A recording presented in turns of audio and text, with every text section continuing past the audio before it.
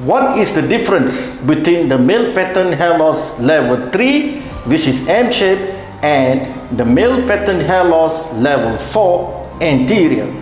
For men, the M shape is known as male pattern hair loss level 3.